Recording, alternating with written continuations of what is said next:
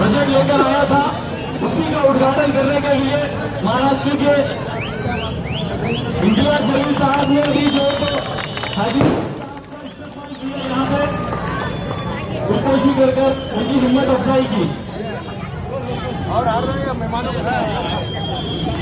आपने एक पहले काम इम्तियाज जलील साहब की जानिब से हाजी सुल्तान साहब का इस्तेमाल, आरिफ हुसैन साहब का इस्तेमाल हो रहा है, शारिफ मुस्तफी साहब का इस्तेमाल साहब के हाथ हो रहा है, विकास उनके साहब का इस्तेमाल इम्तियाज जलील साहब की तरफ से हो रहा है। उसी तरीके से विकास उनके साहब का यहाँ पे इस्तेमाल हो रहा है। इम्तियाज जलील साहब वाजिब जागीरदार इम्तियाज जलील साहब की जानिब से यहाँ के जिम्मेदारों का इस्तेमाल, वसीम भाई का इस्तेमाल इम्तियाज जलील साहब के हाथों हो रहा है। समीर साजिद बिल्लो साहब का इस्तेमाल इम्तियाज जलील साहब के हाथों हो रहा है। इस वार्ड की तरक्की के लिए काका साहब कागरे का इस्तेमाल इम्तियाज जलील साहब की तरफ से हुआ है, और भी यहाँ के जिम्मेदारान का इस्तेमाल इम्तियाज जलील साहब की तरफ से हो रहा है। हाजी इसाक साहब की तरफ से यहाँ के जिम्मेदारान का इस्तेमाल हो रहा है।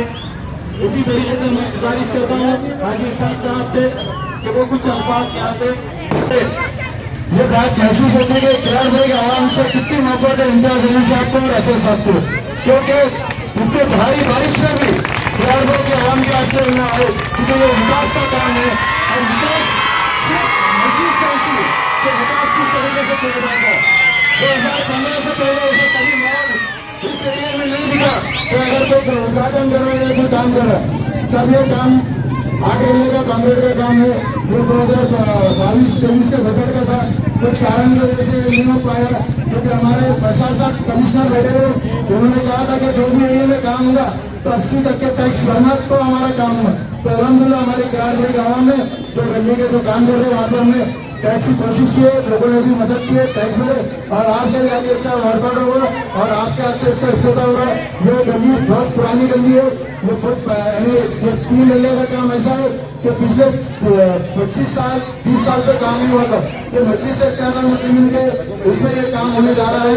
ये जो गली का काम है, raw by kirana, Muslim medical और ऐसे 8 गलिया का काम है। मैं फिर से एक बार इम्तियाज जलील साहब से शुक्रिया अदा करता हूँ कि उन्होंने आए और क्यारपुर में एक टाइम दिए और उनकी बहुत मोहब्बत है क्यारपुर की आवाम से। कल नाली टूटे थे हमारे पास में कुछ लोगों की वजह से, तो इम्तियाज मैंने कल मुझे कहा कि ये नहीं होना चाहिए था, मेरे सामने बाहर था, फिर भी हमने जो टूटे उनकी इतनी निंदा की कारपोरेशन की, तो साहब ने खुद कमिश्नर साहब को फोन करके कहा कि आपको सिर्फ गरीब महिला दिख रहा क्या, गरीब लोग दिख रहे क्या और मुस्लिम दलित लोग दिख रहे क्या आपको कार्रवाई करने के लिए, घर तोड़ने को, नल तोड़ने को और दूसरे को एरिया नहीं दिख रहा। मैं इस बात पर भी साहब का मैं शुक्रिया अदा करता और मैं आगे मेरे लक्ष्य 2 लक्ष्य खत्म हुआ।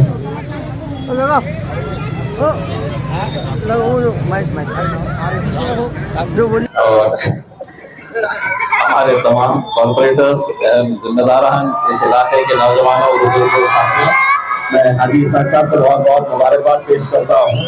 अल्हम्दुलिल्लाह उन्होंने इस इलाके के अंदर बहुत अच्छे काम किए हैं और उम्मीद करता हूँ आगे भी करते रहेंगे। अभी 8 गलियों के काम, रोड के काम का इख्तिताम होने जा रहा है। मैं सभी को जिन जिन लोगों ने इस काम के लिए मेहनत की है मुबारकबाद पेश करता हूँ। और बहुत बड़ी बात है कि अभी हमारे कॉर्पोरेटर्स का टर्म खत्म होने के बावजूद भी लगातार वो कामों में जुटे हुए हैं, काम कर रहे हैं। इसी तरह से ओहदा रहे ना रहे, पद रहे ना रहे, कॉर्पोरेटर रहे ना रहे, लेकिन लोगों के काम करते रहना चाहिए। ये बहुत मायने रखता है। खिदमत करने के लिए ये जरूरी नहीं है कि इम्तियाज जलील एमएलए है नहीं है, एमपी है नहीं है। मैं अपने तौर के ऊपर कह रहा हूँ, मैं एमएलए भी नहीं और एमपी भी नहीं, लेकिन अल्हम्दुलिल्लाह आज भी है तो लोगों के काम करके जा रहे हैं और यही जज्बे के साथ मैं उम्मीद करता हूँ कि मजलिस के जितने भी जिम्मेदारान हैं वो उसी तरह से काम करते रहेंगे। मुझे यहाँ से पिंपरी जाना है, जहाँ पर वो 2 छोटे बच्चे जो परसों के दिन 3 एक्सीडेंट जो हुआ है, जिसमें 3 नौजवान बच्चों की जान चली गई है। मैं बाहर था, उनके पास जा नहीं सका था, तो आज ये प्रोग्राम करके मुझे वहाँ पिंपरी जाना है। उन बच्चों के और उसी एक्सीडेंट को लेकर मैं तमाम नौजवानों से भी अपील करना चाहूंगा कि जब आप गाड़ी चला रहे हैं तो बड़े सोच समझ के चलाइए, कि जोश में आकर स्पीड से चलाना बरसात के मौसम के अंदर कैसे नौजवान बच्चों की जान चले जाती है। वो बच्चे तो इस दुनिया से रुखसत हो गए हैं, लेकिन उनके माँ बाप के ऊपर, उनके घर वालों के ऊपर क्या गुजर रही है हम इसका अंदाजा भी नहीं लगा सकते हैं। तो इस एक्सीडेंट को एक सबक के तौर के ऊपर लेते हुए तमाम नौजवानों ने जब घर के बाहर निकलते हैं दुआ पढ़ के निकलिएगा।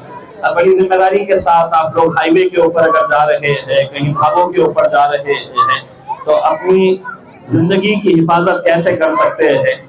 देखिए, मर के आदमी तो चला जाता है, लेकिन वो जिंदा लोगों को जब छोड़ के अपने परिवार वालों को छोड़कर जाता है तो शायद वो भी जिंदा नहीं रहते हैं, क्योंकि 18 साल 19 साल और 20 साल के बच्चों की जान जाना ये कितनी अफसोसनाक बात है।